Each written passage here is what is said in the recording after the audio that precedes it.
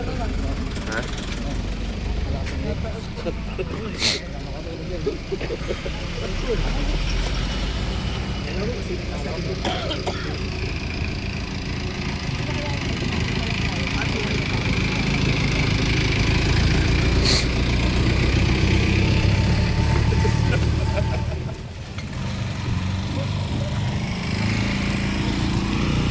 Uy, pandesal oh. Ha? Pandesal.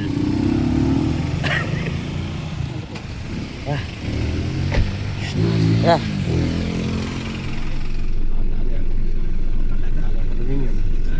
Lalata namin yun. Wait. Ada, okay na.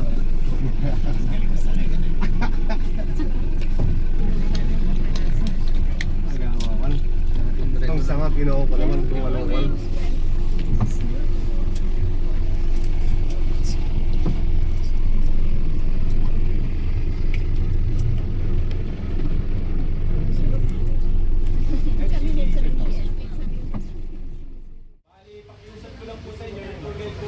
tatandaan na lang po ninyo. Kasi po, pag nawala po yung tour guide, magiging nakilip po namin kayo. So, kung baka next week na po namin kayo makita. No? Biro lang. Maganda po, picturean nyo po yung tour guide ninyo for future reference. Kasi po, meron po kasi kaming guest dito na paitan sa tour guide, wala silang cash, ipapa-Gcash nila para alam namin ano yung tsura ng tour guide na bibigyan po natin. Okay po? Okay, then sa 4x4 Jeep Ride, they are randomly assigned by Kapas Tourism. There is open canopy and there's a closed canopy. But they are randomly assigned po. Hindi po kami nakakapili kung open or closed po siya. So kung ano po yung makakassign po sa atin, yun na lang muna po yung tanggapin natin na 4x4. Kasi po, Saturday po ngayon, pupusan po ng 4x4 jeep. No? So hindi po ako pwede magpapalit ng 4x4 kasi pupusan po ng 4x4 jeep. Okay po? Sana maintindihan niyo po dun sa part na yun. Alam ko po gusto niyo po ng open. Sino ba yung gusto ng open canopy rito? Taas ang kamay. Ano po? Sakto, harvest season po ng tubo namin ngayon. Meron po kami truck ng pang-harvest ng tubo dyan. Kasya naman po siguro kayong 40 dyan, no? Kahit nakaupo po kayo, nakantayo, no? So, biro lang ho, no? So, sa 4x4, open and close, randomly assigned po siya. Okay? Okay po. So, ngayon po, so after po ng may 2 stop po siya. Ang first stop po niya, Toblerone Hills. Sa Toblerone Hills, meron po kayong 20 minutes para mag-picture taking. Then, puproceed na po siya sa parking ng 4x4 jeep. Kung saan naman po mag-i-start yung kalbaryo ninyo. Este yung hiking ninyo, para sabi ko kalbaryo. Sorry. No? So po, sa ating hiking, sa ating trail, 7 kilometers po siya. So, 3.5 kilometers paakyat, 3.5 kilometers pababa. Then, our trail is 3 out of 9 difficulty level po siya. Pang beginner friendly. Kasi po yung dadaanan nyo dyan, halos patag po siya. No? Nakapatagilid po kayo. No, biro lang. No? Patag-patag po siya. But meron po kaming assault dyan. When we say assault, yung paahon po. No?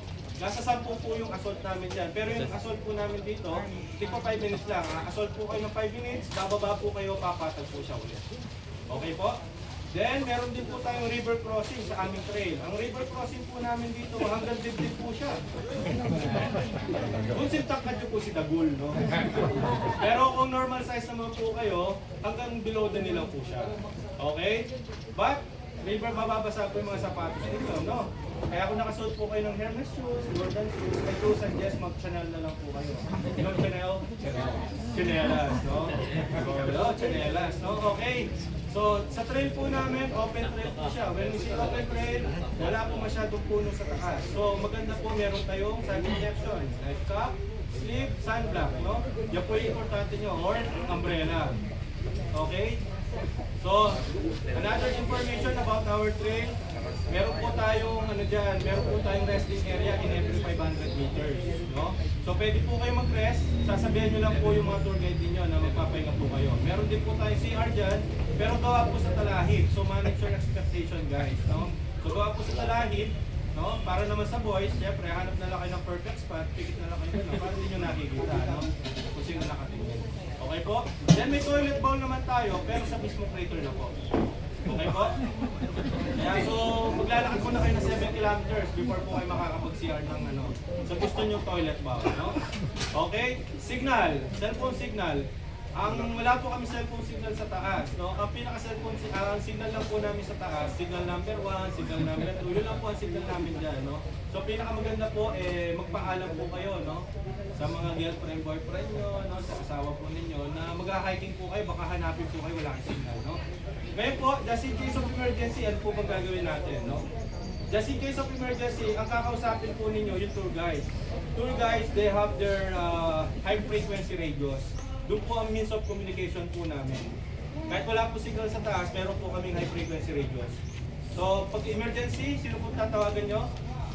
Tour guide. Siya po yung lalapitan nyo para makapaghanap po kami ng rescue. Okay? Okay po? Okay. Yung pinakamahirap na part lang po naman dito sa aming trail is yung last 250 meters. Yung last 250 meters na po yun, paahon po yun, papunta doon sa mismong crater. Bali, pag nakita nyo na po yung hagdanan doon na tinatawag namin Stairway to Heaven, malapit na po kayo. Malapit na po kayo mahimatay. Debiro lang. Malapit po. Matatanong nyo na po si Pinatubo noon. Okay? So guys, may pakikiusap nung po ako sa inyo. Haba po yung ngayong pila. No? So marami pong guests. So habaan nyo rin po sana yung pasensya ninyo. And I hope mag-enjoy po tayong lahat. So sino po yung may question dito about our tour? Taas po ang kamay. Questions po? Please. Bago po tayo mag-start, questions po. Sir Brian, may questions po ba kayo about our tour? Everyone, additional for information. By the way, my name is Brian, activity manager. So together with us, activity cabin, activity Mark, and then activity Marian. Then we also have Arlene from Bolt. Then we have two nurses. We have Jara. Jara, tapos kamay. Noreen, where are you? So we have Noreen, and then we have security officer Lazaro. So Lazaro will be our sweeper. So he will be the last. So siya yung mag-check kung meron mga naiwan sa line. So reminders lang, respect the locals, and then don't train, and then maintain lang yung time sa train natin. And then we suggest sa mga mag-enjoy ka sa mga sceneries, so make sure both hands are free. Kasi as mentioned nga kanina, I'm gonna be a so if you want to take photos, stop lang and then enjoy the scenery, take photos. Pero if walking, make sure both hands are free. Alright? And then if you need anything, assistance, medicine, we have, you can approach us or you can go directly to our nurses. Okay? So yun lang po. Again, our goal is enjoy and then no injuries po. Yun lang po. Sorry, I want to remind everyone po pala, pagdating po sa crater, bawal po tayo mag-swimming doon or no dipping. Kasi po, mabigat yung density po ng tubig na yon, so hindi po siya kamukha ng dagat na inaangat ka, diyan po ibinababa ka niya. So wag po kayo magsiswim, pinagbabawal na po namin kasi pinalunod na before. So kung mangangahas po kayo, matutulad po kayo sa mga missing sa bungeros. So please, wag nyo na po pangasin. No? Thank you very much po and I hope mag-enjoy po tayo. Before we depart po, so para pa yung best na accommodation na ibibigay ng nurses natin, we will divide the group into two teams. So nurse, Okay? nurse, yung two nurse natin. Group 1, Marian, pakisabi ko sila yung mga participant.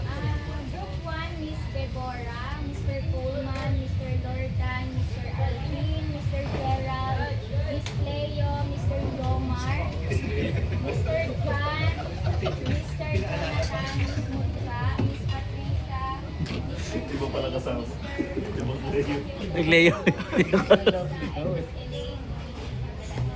Okay, your coordinator po, from Gold, your nurse will be Mr. Ray, and security will be Sir Lazaro. For the second